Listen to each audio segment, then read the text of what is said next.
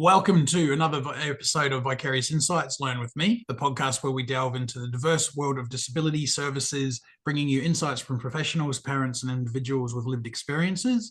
I'm Jace, your host, and today we have a very special guest joining us. Today we have the pleasure of speaking with Jodi from Growing Daily Disability Services. Growing Daily is a professional disability support company based on the Gold Coast, specialising in everyday activities and in-home support. They focus on a smaller selection of services to ensure a consistently high standard of care for their participants and their families. Growing Daily's mission is to identify and seize opportunities for personal growth every day through individual goals, lifestyle, choice, and control. Their values of connecting, belonging, exploring, learning, and celebrating achievements are reflected in everything they do. With a dedicated and professional team, Growing Daily ensures that each participant receives personalised and compassionate support. Jodi, the driving force behind Growing Daily, brings a wealth of experience and passion to the disability support sector, and we're excited to hear more about her journey, the services they offer, and the impact they've made on the lives of their participants. Jodi, welcome. Thank you. I'm excited to be here. Excited and nervous. It's my first ever podcast, so let's do this.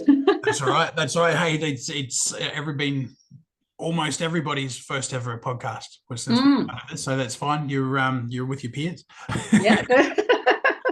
All right, so we'll get straight into the guts of it. What inspired you to start Growing Daily Disability Services? Well, Growing Daily, like a lot of businesses, came out of COVID. I think COVID was a bit of a wake-up call for many of us that we're going through our day-to-day life and doing what we sort of did, 9 to 5, whatever, and I actually happened to have one of my children at the same time, so I was off on maternity leave. Really a time to go through the experience of COVID, be home, witness that lifestyle change for my family. But just so happened that my sister-in-law was working in the disability sector at that stage, and she called me up and she said, would you like to have a job for a couple of days a week? And I thought to myself, I'm not sure if I'm really ready for this, but you know what, I'll give it a go.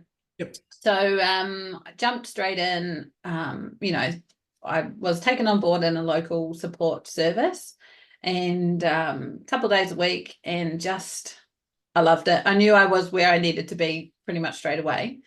Bit of a backstory is that probably 10 or so years prior, I used to I actually went in as a nanny to a family who at the time when I took on board the children, we didn't know that they had special needs, but there was three out of 4 kids who had special needs in the family. As time grew on, it was like more apparent, I suppose, that they were on the spectrum. So we went through that. So I had quite a bit of experience in years prior as well. So when I came into this role throughout the COVID period, it was just like I just sunk back in. Like I just knew that I needed to be there, that it was something that I really enjoyed doing. It wasn't a push to go to work. It wasn't a hassle. Of all those normal kind of feelings that I was getting, well, I say normal, but you know what I mean, those feelings that I was getting in a 9 to 5 in an office, it just felt so natural to be in that role. Yeah. So time went on, I did that role, and I thought to myself, you know what, I can actually make a really much more wider impact than just coming to the same participant every day. I really think I can do this. So I started to have a bit of a look around at how it all works, the mechanics of the business itself. And I just one day thought, you know what, I'm doing it. So I reached out to like a consulting company, basically, who helped me get everything in order. I worked on that for probably a year and a half before I even took participants on. Okay. So the business itself was set up with policies, procedures, you name it, everything, before I even saw my first participant. So to me, it was really important about making sure I got things right. Yeah. Before I jumped in. there's probably a bit more info there in there than what the question was, but that's kind of the backstory of Growing Daily. And like I said, for me, it's that importance of having that wider impact on people. The way I kind of see it, and the way Growing Daily is built, someone said to me, so along the lines of like, you're going to be successful in business or doing what you do if your business is an extension of who you are. So Growing Daily is me, essentially, like in a funny way. It's what's important to me, my values, what I've seen that that I think people need. It's where it's come from. It's come from inside me, in my heart and in my mind. So yeah. I feel I'm similar there. I look at I don't have kids, so I look at my business as my child. So I'm raising it up. I want to make it strong. I want to make it healthy. I want to make it ethical. I want to make it wants to make a difference. All the things that you want to inspire, and I guess what a parent would want to inspire in a child. That's what I want my business to be like. I want to grow it up to be a good person, to be a good business.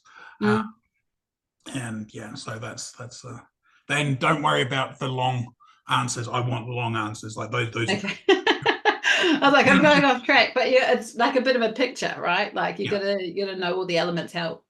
What was the thought process and all that sort of stuff. So that's how it was born, effectively, if we think about it as a child.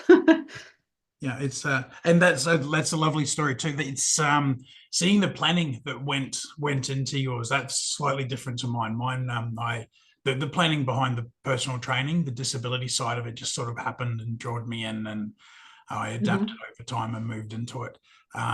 There's probably questions I've got there of setting. Anyway, I will go off on tangents as well. That's okay. You're right.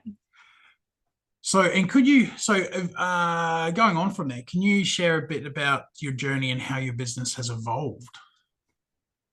Okay, so I suppose taking off from where we just left off, I think when something is new, you have an idea of what you think it's going to be, and I didn't really have, I suppose, a niche market, an idea that I thought was something specific for, there wasn't a specific group of people that I was wanting to help. I just thought, I'm caring, I can go in, I can, anyone who needs me, it'll be fine, I dabbled in having younger people, children and teenagers. And to be honest, even though I'm a mum and all those sorts of things, I just found that wasn't quite where I was sort of heading and sitting. So at the moment, we don't support any children, and that's okay. We're heading more towards like the adult group of people. Okay. So that's the first sort of thing that I realized, like, that was different to what I thought. Then I think that, how do I explain it? For me, it's sort of like a natural progression. I think as you go on, it's all about a feeling as well, right? Like you need to want to be doing the job that you're doing. So if something doesn't fit right with you, then you just need to kind of move that on. So what I've found is that a lot of participants, purely, I don't know how or why, that have come to us are from a more low socioeconomic area. They struggle with lack of support in terms of families, that type of thing. A lot of them are struggling financially. A lot of them are on, pensions and things like that. Society, I think, doesn't necessarily give some of these people a second look. Not all of them. And like I said, I think it's really important to say here that the experiences that I'm going to talk about today are specific to my own journey and Growing Daily's own journey, but we really enjoy the amount of kickback, I suppose, we get emotionally and all that sort of stuff from helping people that really need extra help, like more in-depth things. Like everyone comes to NDIS with NDIS goals. I think the way the business has evolved over time is you come along as a provider, you think, I'm a lovely person who really wants to make a change and help people in the world. Then you go and you meet people, and then the more you get to know them, the more you understand their individual struggles outside of their disabilities. Yeah. So I think that our team really takes that perspective of, it's not just we're going to help to meet those NDIS goals, we're going to help to just improve their like their life more holistically. Yeah. So the evolution of Growing Daily essentially has been that we come in, we meet a person, we understand more about them, get to know them more. And then if we identify issues outside of, or the fallout issues from their disability, then we help with that too. So, sorry, were you going to say something? So their disability is there, and they're living with that, they're working with that. Because of their disability, they may not have access to gainful employment, or they may not have access to a good steady stream of income, or they might not know how to ask or where to go to ask for different things that are available to them. Is that where we're that's right. Yeah, that's right. And like I said, it's important to note this is not everyone, but it is a lot of people that we look after have those positions. And it's really, I think people just don't realize that until you go and get in, because I was that way myself. So I think that, there's this really, we all know the discussion that's out there of people who say, I'm paying tax money for NDIS, and people going on holidays and they're having a great old time. Maybe some, yes, I don't know. It's not happening around here, because the people that we are supporting are needing our assistance to go to Department of Housing, or go and collect free food parcels, or contact local family support agencies who can help with their rent arrears, those types of things. So okay. That's interesting. I'm actually, I grew up around a bit of that sort of stuff as I was younger and in my youth, and navigating those things as, look, I'm going to loosely say neurotypical. I don't know. I'm a weirdo, so I might not be. But with those things, without having a disability, then for having a disability, physical or intellectual, that would be even tougher. Getting to the places, understanding where they are, knowing who to contact, what to do if there is we can't help you, like those sorts of things. Sorry, you're the third last person in the line, or you've run out, there's no more blankets today. That's right. Now, before we started recording, you were mentioning sort of added on to that you deal with a bit of homelessness and things like that as well. Yeah. Look, I would like to say I have a magic answer for homelessness. Like we all know, it's undeniable that, for everyone, not just disability specific, for everyone, homelessness, housing, everything like that it's just terrible at the moment. Driving the other day, seeing people in their tents and cars and stuff like that under a bridge, about a group of 10 of them, so it's affecting everyone, unfortunately. But, people with disability obviously are even more vulnerable than, everybody else. So for us, it's important. We know the importance and the urgency about keeping a roof over someone's head, because if I can't bring myself to go and live in a tent under a bridge, I don't know how I can expect someone who's already dealing with a more difficult lifestyle than mine to, who may not be able to stand up off the ground on their own, or, whose anxiety might be through the roof already and day to day in the house, let alone in the tent under a bridge, So, and then having the ability to claw themselves out of that situation as well is just, Yeah. you know, without support, it's just unimaginable. Yeah.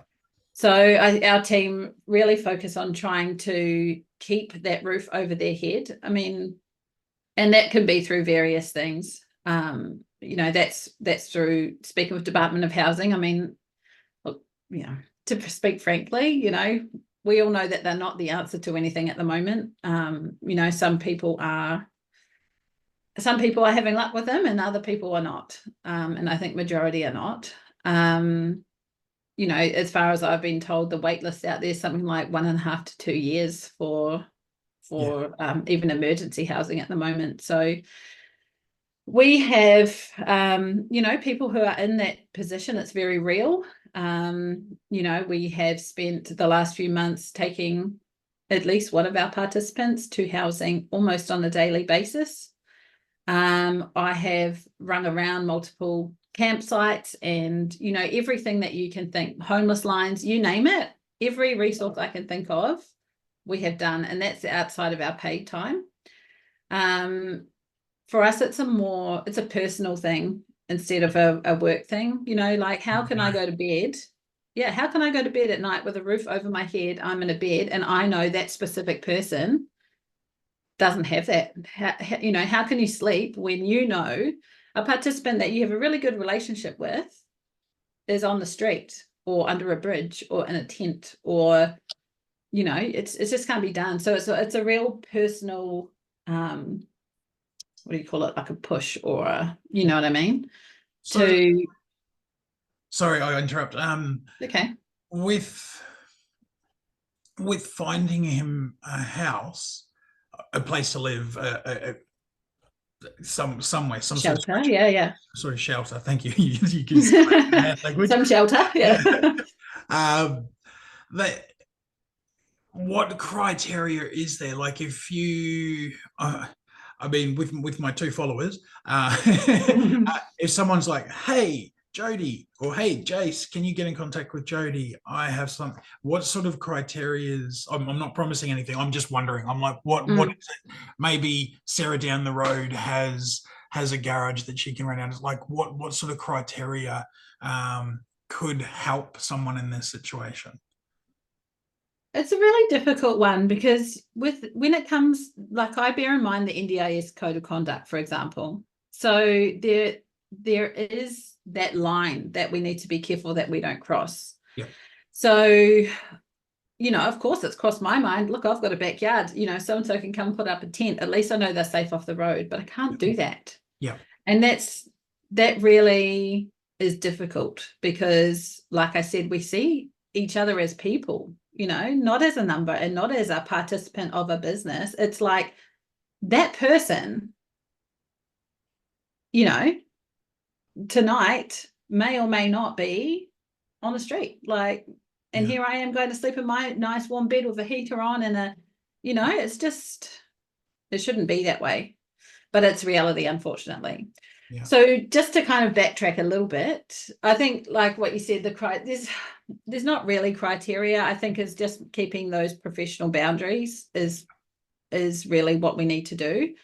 Because otherwise, you know, we could all have a backyard full of people in tents who need it, even as a temporary thing. You know, I'm sure many of us would do it if we could, but for me, it's really about keeping those professional boundaries and using resources that are out in the community as much as possible. I can't solve homelessness for someone, and I don't claim to say that I can do that. I'm purely like an advocate or a driving force for them to use as many community tools that are out there to avoid that or make the best of their situation. Okay. I'm just thinking, I met somebody at a little networking event the other day, and I'm actually yet to track him down. I didn't meet him directly, but he was the Orange Van or Orange something. Have you heard of him? No, I don't think so. So that was pretty quick. The Orange something. They stand out. I'd like to talk to him. I'd really like to talk to him. So he, from my understanding from somebody else, he's got a van and they have washing machines and dryers. Oh, cool. Yeah. And they go around, and I think they sort of tie in with Rosie's and stuff like that. Do they have Yeah. Rosie's up where you are? Yeah.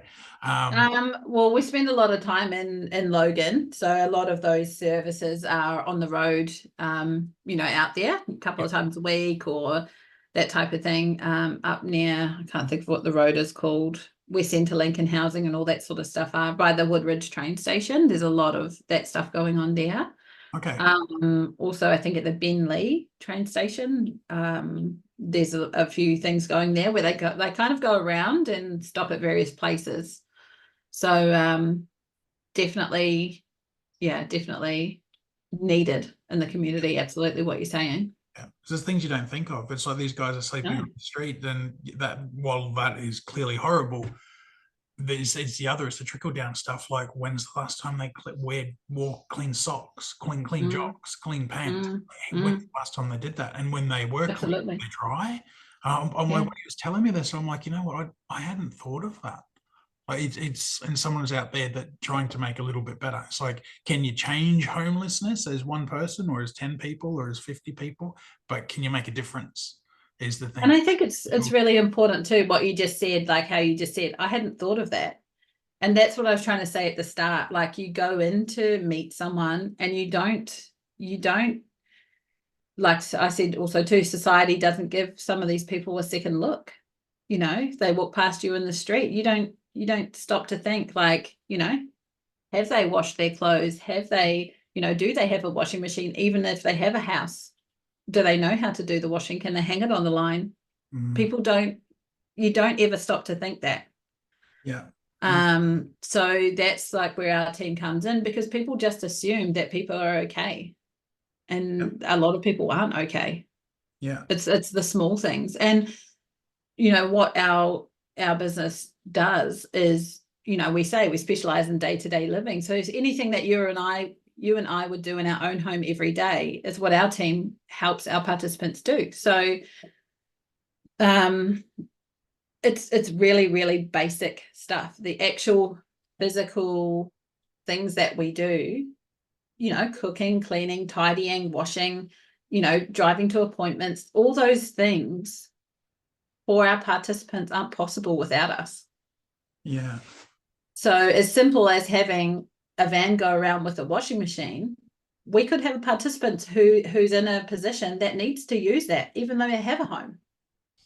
Yeah. Like, the world is mind-blowing once you jump in, what you see, what you just don't understand and don't see, and what people need. It's very small things quite often, but they're just not, they don't have the I don't want to say the skills, but you know what I mean. They just don't have the capability to do those things sometimes without having support workers there for them. Okay. And these are the most basic needs of life: shelter, cleanliness, hygiene, food, cooking, transport to a doctor's appointment, or, to get out in the community because they can't walk or they can't bring themselves to leave their home on their own. Yeah. But you just don't realize how far it breaks down until you're in that position, because you just walk past them on the street. And you think of so taking your business and what you do out of the equation and Mm-hmm. leaving these guys to their own ways and means, Mm-hmm. then that could also end up in homelessness if they don't clean, if they don't tidy, if they don't do those simple things in their house. And then real estate comes in, they're like, you can't live here. See you later. Absolutely. It's that. Absolutely. So, 100%. so even Like, I 100% you believe are that's the impacting case. homelessness there. Like, Yeah. you look at that as a few steps prior, Mm-hmm. you're nipping it in the bud. And excuse me, I must be choking up. So those things are important to know. These, and you're speaking before about, there's a big amount of money that goes into this industry. It's what people don't see. It's okay, so people are getting paid to come in and do someone's cleaning for them, and wow, that sounds luxurious, doesn't it? But for somebody that can't do it, if they don't do it, then that's going to have potentially a bigger cost down the line. Definitely. Yeah. What happens? Do they end up on the street? Do they end up in jail? Do they end up in a hospital? Do they end up with some other sort of 24/7 hour care that has another financial burden? Mm-hmm. It's, Mm-hmm. the Yeah, there's so many layers to it. Like even the basics of an example of having a clean home, like you said, if it's left, uh, if it's left, I'm like, yes, we please stay. can't see your floor, don't worry. That's why I've got a background though. Yeah. If you don't have a clean home, like you said, you risk things like pests, infestations, illness, because you could pick up diseases and things like that from using dirty dishes, or an old tissue over there, or you know what I mean. We all know the consequences of living in an unclean environment. And so there's the medical side of things, I suppose. Then, like you said, if you're not maintaining the home and you're renting and you come and have an inspection, they're not going to be happy. That may lead to them being, moved on by their real estate or whoever is the landlord of their place. Maintaining the home itself, like things could happen, something could fall off or damage or whatever, it's just like a waterfall impact. I mean, and then you've got the next part of it, which is like if they're struggling to keep up on their rent, we've faced that. We have a lady that we saved from being evicted 6 times because she was making decisions with her budget that she wasn't prioritizing her rent, I suppose you'd say.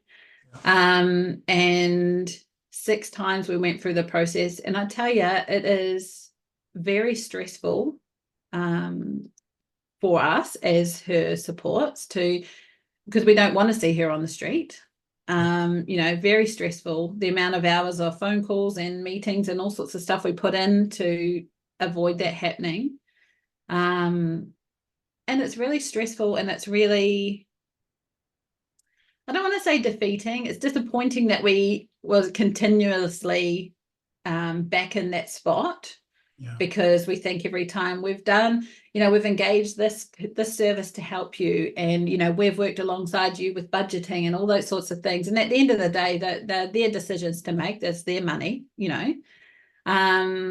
but it's it's hard.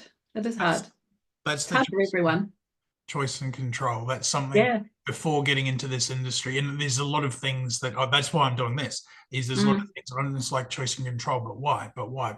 Like, okay, they're doing that wrong. Somebody should tell them. Somebody should make them do that right. Yeah. But that's when it comes down to the rights. And this is probably more for people you're like, Jay, so no. I'm like, yeah, no. So this is maybe out there that don't quite understand that the choice and control, that's being human. We need to be able to make our own mistakes. We need to have those mistakes so that we can evolve as our own individual. And I think I was speaking in our last podcast a little bit about the restrictive practice and things like that. But you can't go, I'm taking your money and I'm going to pay your bills for you, because that makes sure everything's done and then you get all the things you need. And that makes sense. Yeah. Outside in, that makes sense. But as a human, they have those rights. So you've got to come up against that, knowing like how much easier it would be just to do that. But then you just pay the rent, but there was the choices that weren't made, unfortunately. And I think it's really important to note, back onto like what I'm trying to explain about how we operate, is that budgeting and avoiding homelessness and ringing around and trying to, engaging all these things to help like support this participant to make sure they don't become homeless, are not part of that person's NDIS goals. Their NDIS goal was not to not be homeless. You know what I mean? Like it's just a part, it's just another part to that whole, and this is what I'm trying to say, is like that is not their goal, but it's something that if we weren't there to engage those other community services or talk them through it or do all those sorts of things, what position would that person be in? Because without our team there to do that, they would be on the street. Because I see that's as a thing. So the goals, when they are achievable. So if you get somebody that is homeless and they do have an NDIS goal of being not homeless, when they get a home, that goal's achieved and it's right off the board. All right, what's the next goal? Yeah, wow.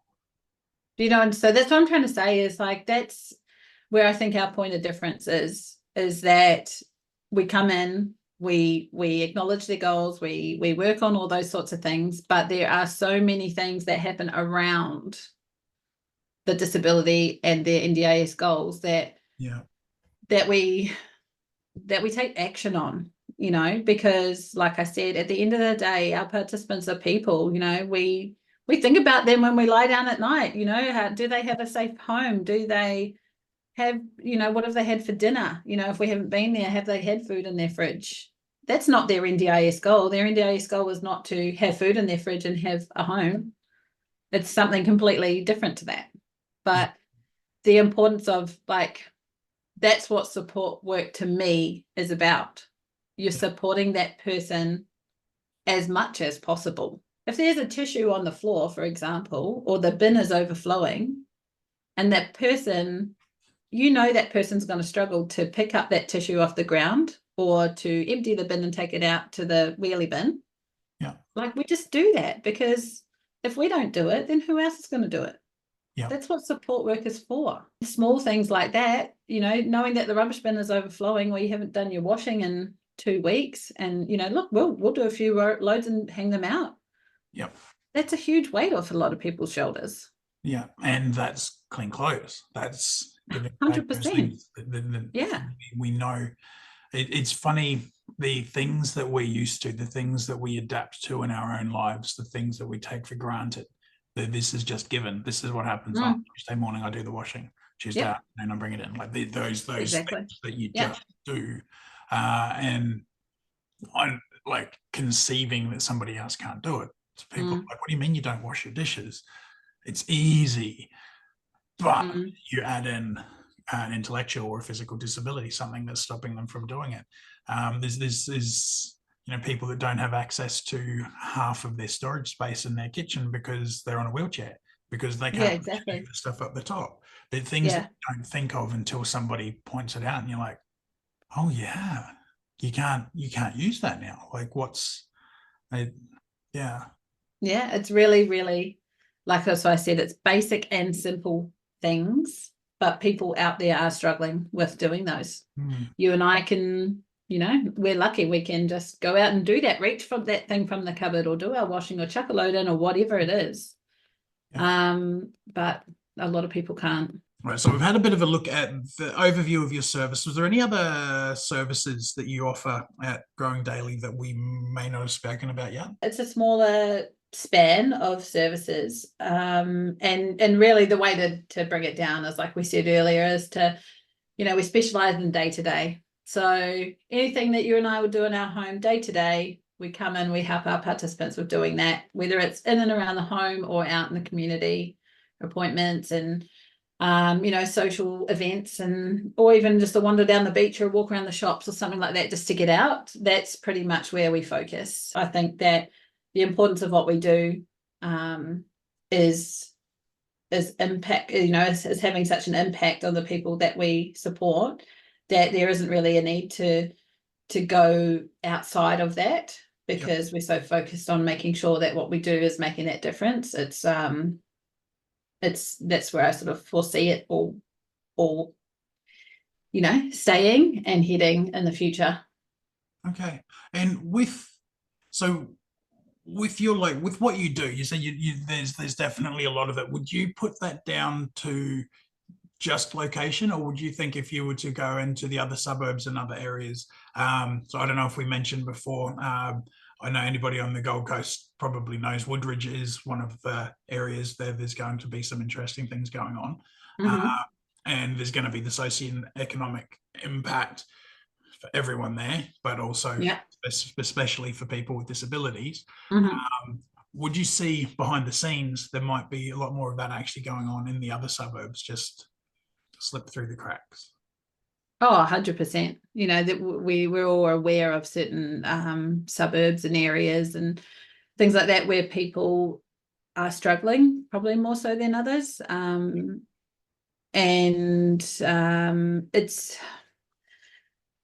It's a hard one, right? A lot of our customer base is in the Logan area. So that kind of covers those kind of suburbs. And that's why I think I'm seeing a lot of the same themes happening in different homes. So I think, like I was just saying, keeping the activities that we do sort of niched, I suppose you'd say,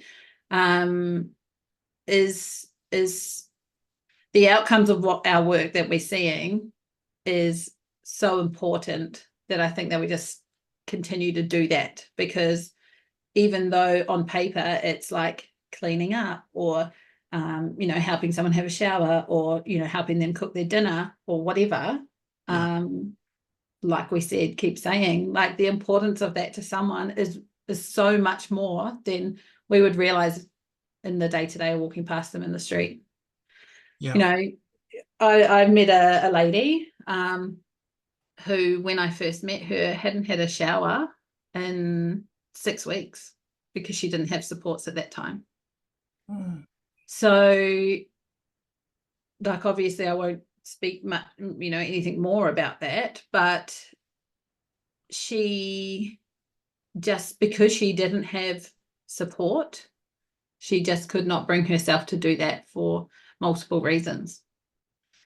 So, you and I would never think of that, of ever experiencing that, but people are experiencing that because they don't have support. So I don't need to go out into the community and have a cell house or do group activities and all that sort of stuff, which are all fantastic things. But that's not what I'm trying to achieve. The impact that I have is on maybe a smaller amount of people, but can you imagine the impact for that lady? That's something that I think about. Here's the why I'm a weirdo bit. my like, I look at when we're on our deathboard and we're looking back at our lives, like they say, your life flashes behind your eyes or whatever. But what if we get to see a video of the impact that we have on everybody, like that little, like they've met Jodi, and because they got involved with Growing Daily, instead of going off in that direction, they've gone off in that direction, and 20 years later they're over here because of that, rather than if they hadn't have met with you and they hadn't have been impacted by your business and helping with those little things, getting them in the shower, cleaning up, that stopped them from going off in a tangent that might have stopped here because they got sick, because they got a disease, because they got bitten by rats.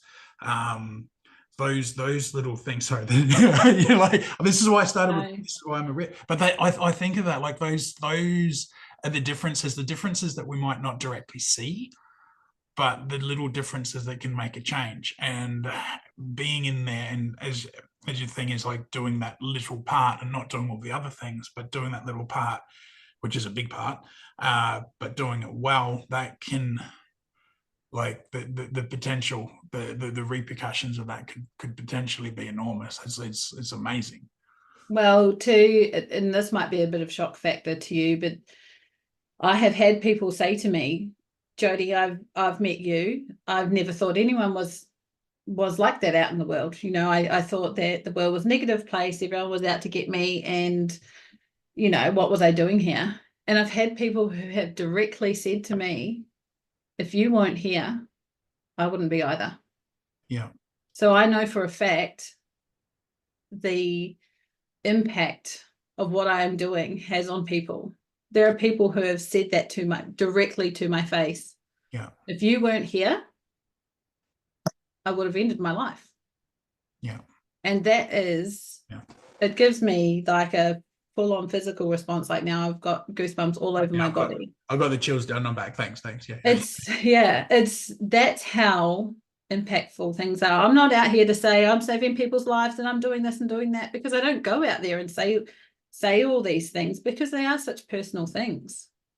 And I'm not going out there to try and get accolades for what I do and think, like, my social media is so not great. Like, So I'm not putting things like that. I wouldn't dream of like usually like I've never shared that before, because to me it's not, I don't do my job. I will be sharing that bit. Yeah. Well, but that's the thing though. I don't do my job for people to go like, oh wow, that's so fantastic. I do my job because that's kept that person alive. Yeah. Yeah. And that is the reality of what we're doing and what we're facing. Yeah. There's people, like I said, they don't have informal supports at all. They may have no contact with their family whatsoever. Their families might be in similar situations where they can't support themselves, let alone support the participants that we have. Yeah. Like this is reality of what's happening. But I don't need to expand what I do, because what I do changes lives so much on its own. Yeah. And that's why I do what I do. Yeah. So I can't even remember what your original question was now, but like I think it was about expanding, to different things. And I just, at this point in time, it's just not something that even crosses my mind, because I think I love this. I know the impact that I'm having. The people that we support know the impact that we're having. And I think from their perspective, they probably don't want me to go out and do all that sort of stuff because of, I wouldn't want to jeopardize the impact that we're having on their lives. So because what if you expand and you do these other things, will you still be as caring and focused on those little things? Yeah. I mean, yes, I would. Or yes, I'd like to think she's I would. Like, yes, but I'm not. But I'm not. Like I'm not willing to take that risk. Yeah. Because of how the connections that we have with our participants and the importance of us being there for them, I'm not willing to take a chance on that. So like I would say to I'm blue in the face, there's a lot of providers out there that are out there for money purposes. And the way I look at it is, for me, like I said earlier, growing daily is an extension of who I am. I enjoy doing what I do because of the impact it makes. I see that on people when they say that to me. And money will come. Because at the end of the day, I am running a business, but money will come. It can't be the driving force. Yeah.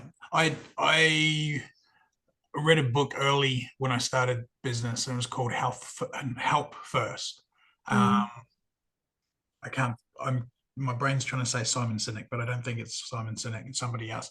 But it was, and that's the point. It's like, do the good stuff first. Like do that. That's what matters. And if you are doing good things and you're helping people, then the other stuff that's a side byproduct and a nice 100%. But if you're doing that, especially in this industry, like if you got in here and your sole motivation is for the money, you might not be coming from the right place. No. And like business is business. Everybody needs. We're in this for a reason. We go to work for a reason. Otherwise, everybody would be sitting on the beach drinking Mai Tai. I don't know. That's right. We all need to live, and some people choose to, be an employee, and some people choose to run their own business, and that's completely fine. Like I would never sit here and say that, like I don't. And I hope no one takes this out of context. I don't want to say I don't want to make any money from my business, because I have a family and I have to keep my own roof over my own head. Yes. But I think in exchange for what I put in, to be paid as a fair exchange. There's plenty that I do that is, off the clock.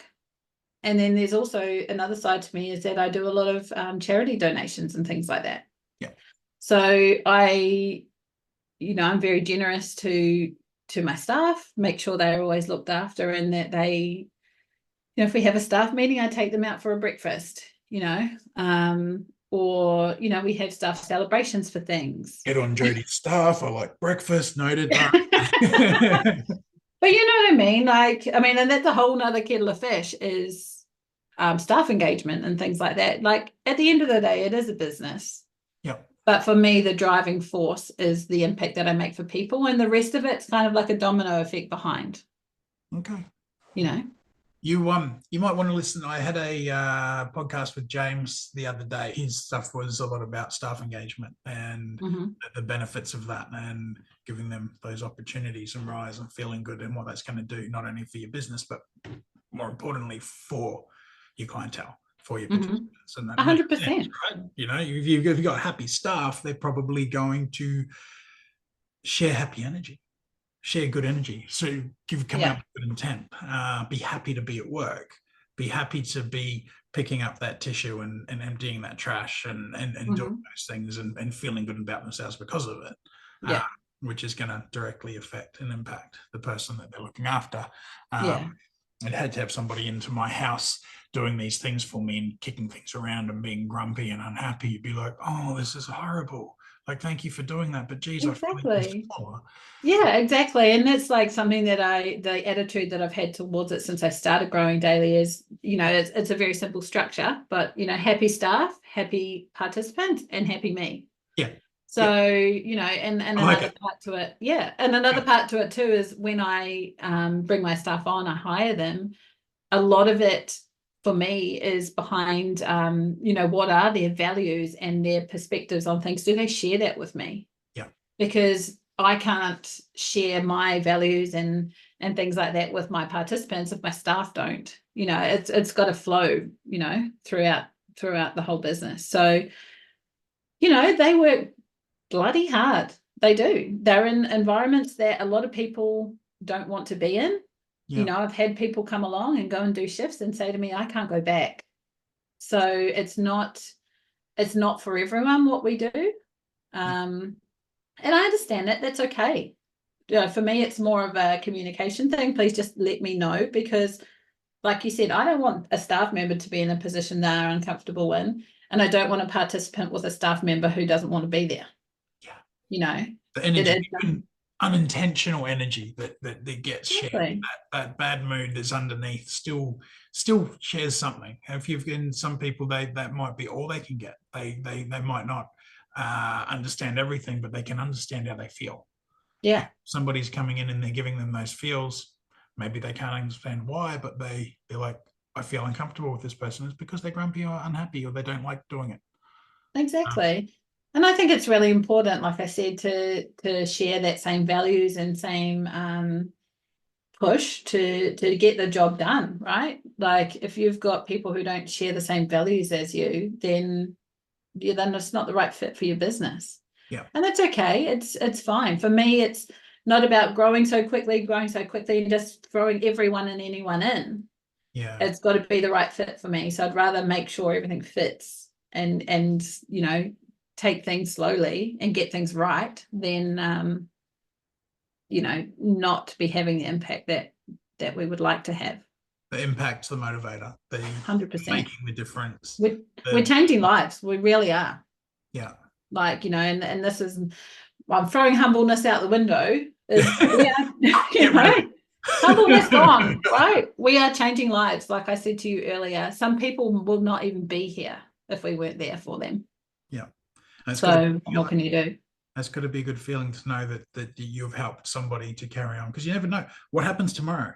What happens 10 days down, like the people that do choose that route of ending. Mm-hmm. What was going to happen in a week or in a month or in 12 months? What if the most amazing things, like that meme that you see where the guy's digging and through the dirt and the guy above him finds a diamond, so he gives up and walks away, but there's a giant diamond right there. He's like, that close. Okay, yeah. The picture in my head, but sorry, I'll show you. It makes sense. So you actually have said, so you said that, like, I'm going to ask about a success story. So you've talked about how you've had people come and say those things to you, which is awesome, saying that, if it wasn't for you guys, they wouldn't still be here. Can you share any other success stories that highlights the impact of your services there? Probably should have studied for this question. I don't know. I think that those types of stories happen on a very regular basis. Like I said, it's not even just one person has said, I'm here because you are. It's multiple. It expands even further to us dealing with, the likes of child safety and keeping families together. And I don't know, it's really hard to pick something without also going into too much detail. You know what I mean? We don't want to be sharing anything that's private. So that's, yeah. No, that's it's a little bit, because of the themes that we deal with, it's quite okay. That's why I don't share a lot, because and that's where the line is hard, because I don't want to be out there saying, so and so did this and so did that, and I just feel like some of those things you shouldn't really share.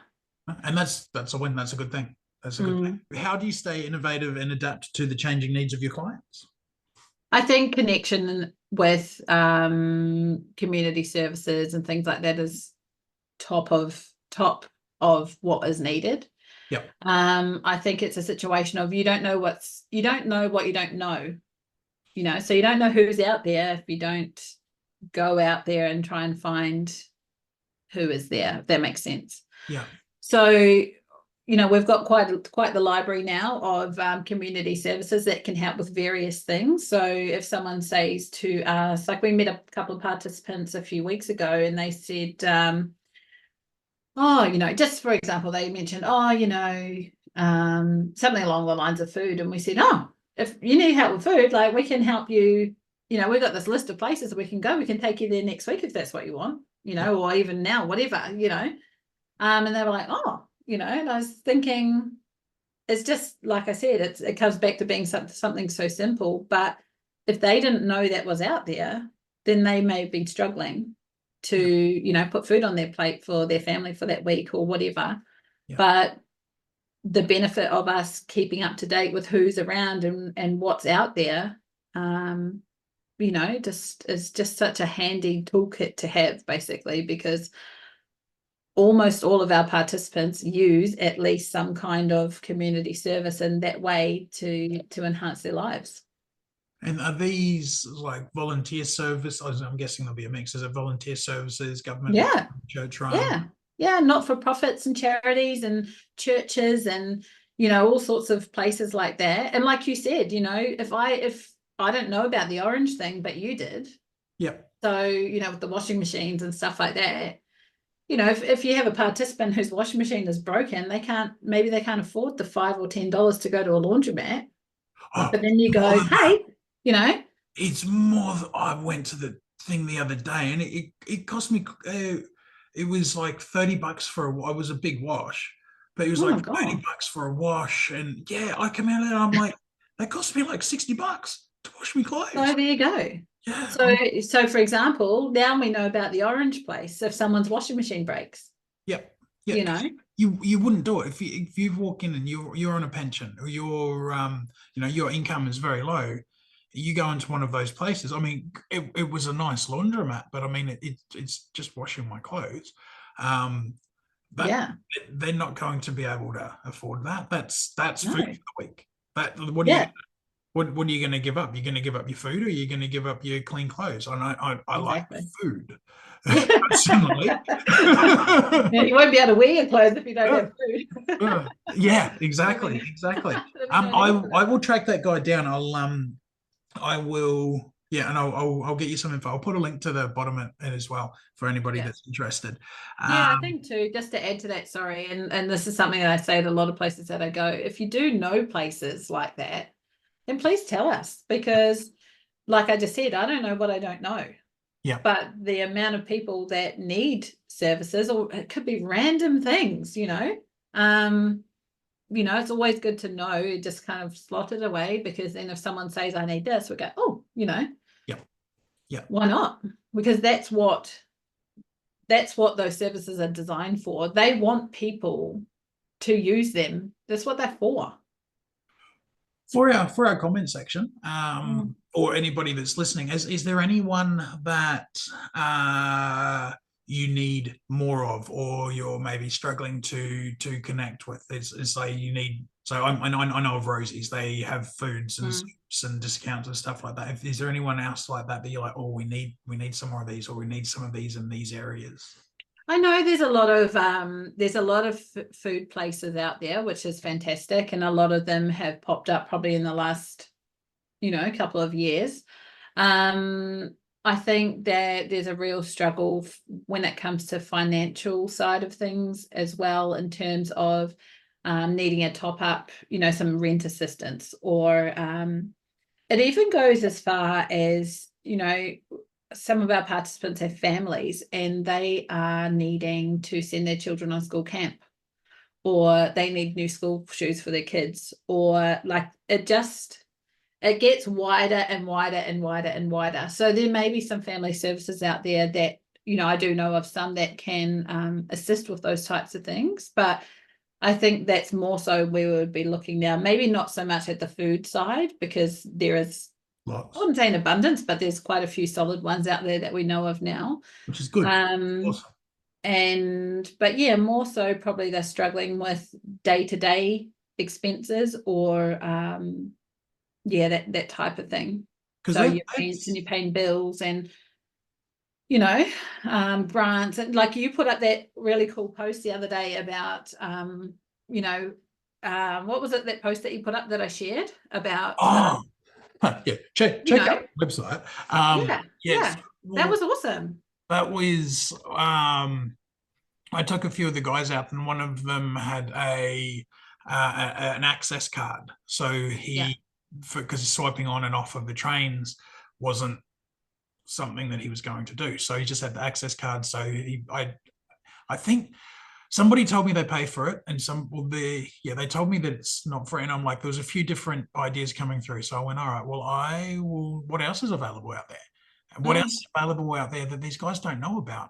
So I sort of had a bit of a look, and I went I went down a rabbit hole, and had a look at what different things, and I will add to it if anybody jump on my website, is slimjim.com.au. Jump onto the website and have a look on there. There's something in the blog posts, but it's just about free stuff. It's about, there's different grants or access passes, things like that are available for people, and the government. There's a lot of stuff that's out there, not just the government. There's stuff that's done by community service places, by churches, things like that. And for the people that are in need, but it makes sense, you're on a pension, like, hey, and your traffic, anyway, so have a look at that. One thing that actually just came to mind more specifically too is assistive technology, like equipment, mobility equipment, that type of stuff. Like the amount of people that are out there, they use things and they don't anymore, and they think, where can I give this? What can I do with this? Or you have someone who says, I really need a walker, for example, but I don't have the money to pay for it, or that type of thing. I know we've got some things in place like MASS, I think it's like medical assistance scheme, something like along those lines, where people can use that funding like through a doctor and things like that to get those equipment. But if you don't qualify for that, or you don't have money to pay for a highage fee, or you don't have money to purchase it but you need it, like if anyone knows of places like that lend or give or anything like that, that would be quite an important one as well. So that would be even things like somebody breaks their ankle and they get one of those little wheelie knee, I don't know, little wheelie knee things. That might be something that can help someone, or it might be temporary. Or a big passion point of mine, I don't know if I don't think we've really touched on that yet, is and this could, as I've been the whole nother kettle of fish for me, is that people who apply and are accepted onto the NDIS have comorbidities. So the fact that NDIS acknowledges their certain disabilities, but they might have a lot of other medical things going on, or disabilities that they haven't been able to get onto their plans yet, and things like that. So they're really struggling with dealing with that, as well as the disability that NDIS acknowledges. Okay, so there's more than one slice to the pie, isn't there? Oh, there is a million slices to this pie. Yeah. So yeah, I mean, Okay. if anyone knows of anything that they think might be able to help in any way, shape, or form, please let us know in the comments below, like Jace said. Yeah. Because I'd really love to know, because you just don't know that whether we know about it or not, and if it might be of use to someone. Yeah. And that going back a bit, I work with a few young fellas, and looking at that, like not affording the school camp, not being able to go on the school camp, the old shoes, like the impact of that. Like remembering back to what it was like when we were in school, but the kids that, oh, you can't afford, the Eddie Murphy, you ain't got no ice cream. Those sorts of stuff. So I can't. I deal with things with humor. That's what I do. Like Eddie Murphy, no idea. I know who he is, but I don't know what you're talking about. What? Oh, you're a lot younger than me. Delirious, big stand-up comedy back in the day. Yeah. But yeah, so with that, the kids that are rocking up with those they potentially have more reason for somebody to bully them or be mean to them or ostracize them, and not being able to go to that school camp, which can open them up to different interpersonal relationships and friendships and growth. Yeah.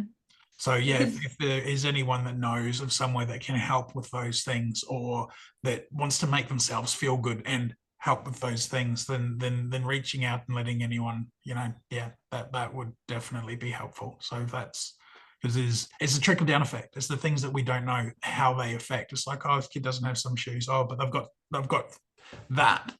But that can affect. And isn't it funny how that, a child of someone on NDIS, like the effect is, there's that ripple effect, right? Yeah. So that's what I'm trying to say. That is my message essentially. Like, yes, someone may be on NDIS, but it's really, really important. My driving force is to look at that situation as a whole. What is the ripple effect? Not just they're on NDIS, they can have support for, day-to-day things, or, or go on a holiday, like you say, or, and I think it's really important to kind of go back to my message is NDIS, the idea of it is fantastic. Yep. Like I have no doubt that NDIS has changed the lives of many, many people. Yeah.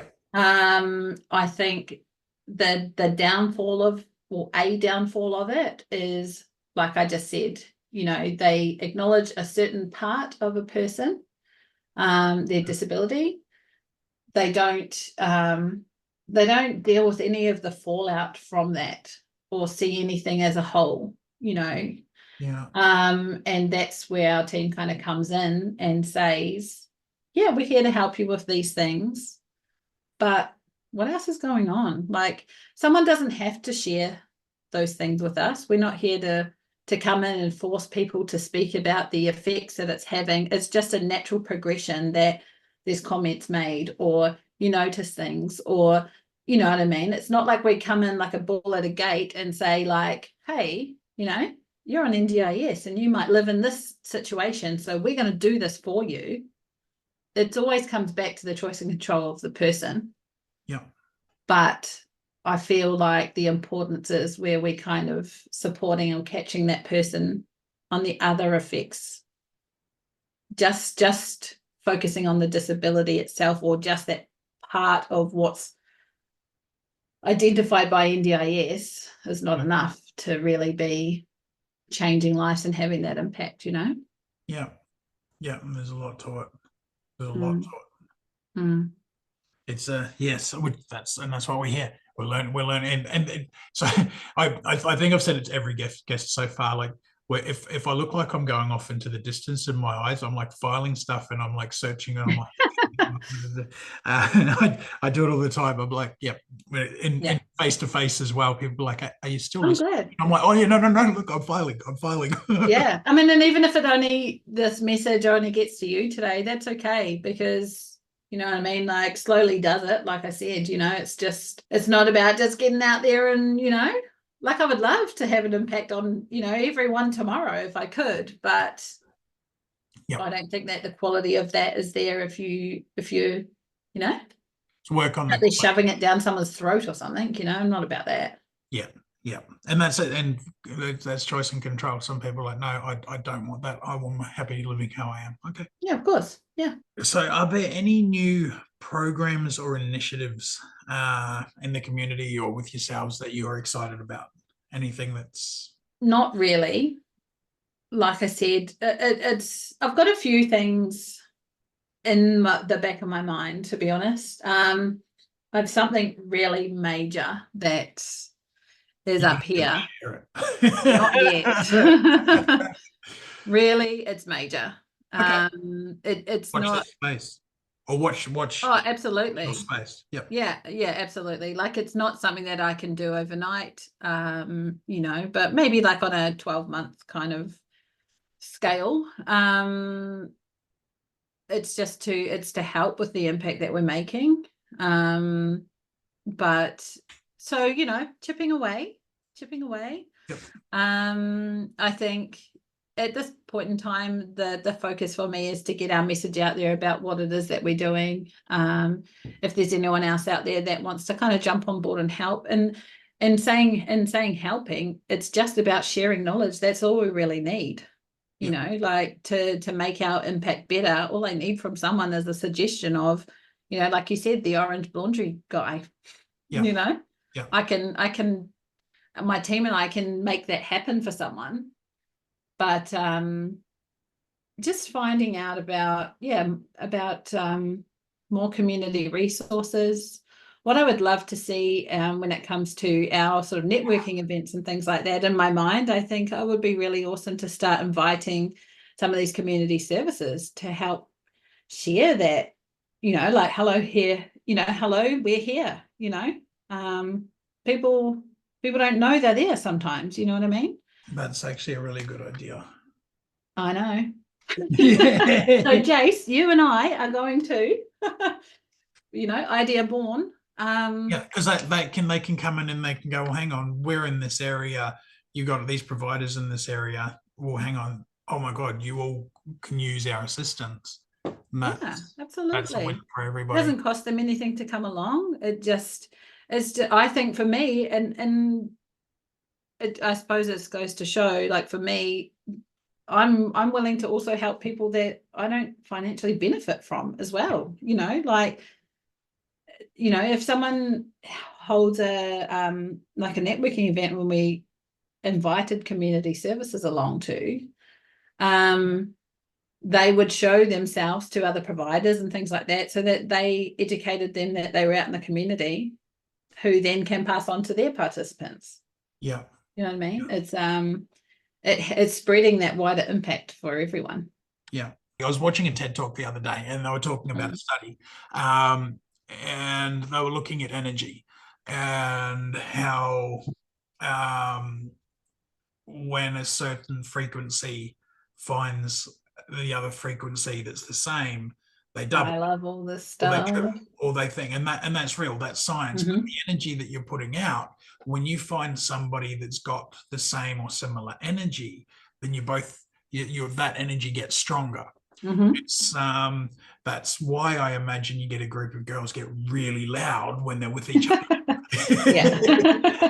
But like those things, when you're matching that energy, when you're on the same level, when you're on the same frequency as somebody else, when you're coming from the same place, then that's a win. Now, having a conversation, listening to somebody else, your frequencies will start to equalize as well. So somebody that's listening to something like this, it may resonate with them or it may not. If it resonates with them, then that's a win. There, they might be like, I thought I was the only one. And then they're seeing you and they're like, oh, she thinks like me. And that might make them a little bit stronger, or it might give them that little bit nudge to go forth a bit more and help some more people. So these things, you never know who's going to be listening. You never know who's going to be listening. And something that you said might be that that pearl of wisdom, which will bring us to the next question, the pearl of wisdom that someone needed to hear, from a real person, not just a meme. Memes are important. I like memes. I need memes. Keep sending me. We all love memes. But like just hearing that someone's like, yeah, or the way that you've said it, or the tone in your voice when you've said this sort of thing must just be just that their brain's like, I was ready to hear that now. Mm. I needed that. So yeah, don't, you're all good. So next question. Do you have any pearls of wisdom, anything that you would, through what you've done that you might share with other providers, participants, anybody that's listening, whatever reason? Pearls of wisdom. Look, the way I've done a lot of thinking, obviously, about coming on here and like the things that I was going to say and, what message would I want to put out there and all that sort of stuff. And I think that,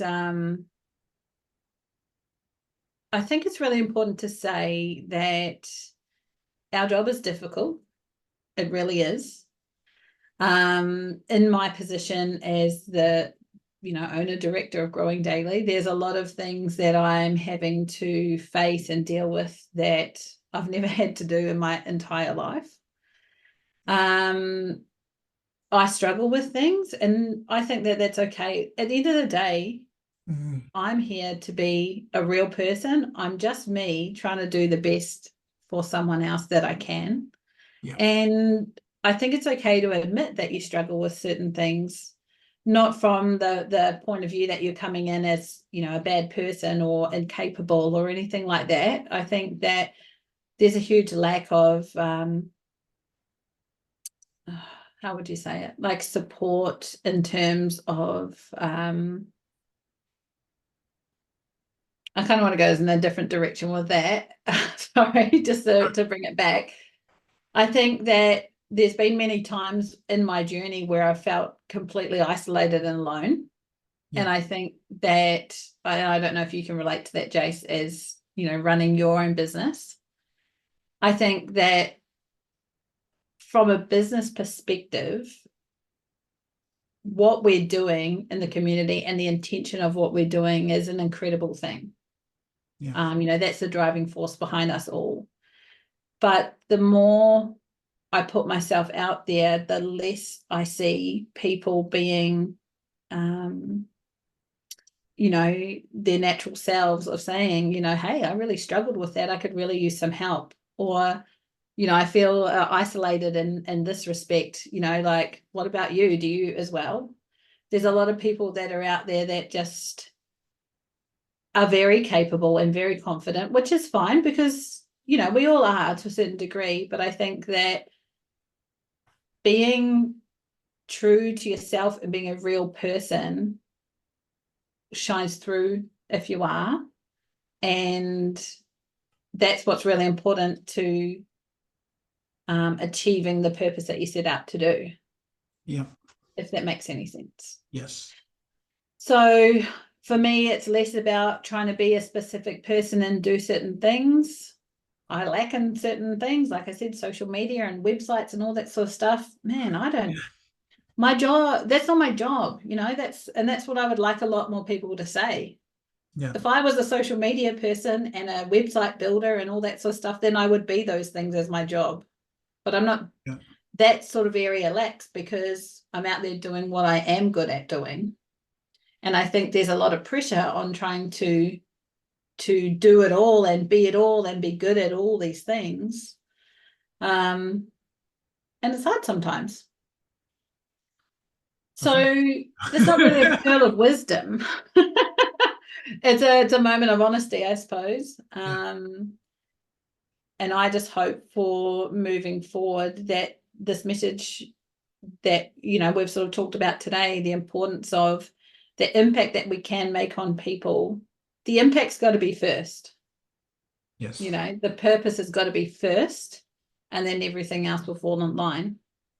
Because, we work with real people with real lives who really need support. That's what we're there for. And that's the job that we should be doing. Yeah. Yes. I'm in levity. I like it. Hey, something that you said at the in the middle of the pearl there. We're actually in a really nice industry for this, and I think we forget it. Or I don't know, I think I forget it. That we are around other people that do understand a bit more potentially about psychology, a bit more about understanding human need.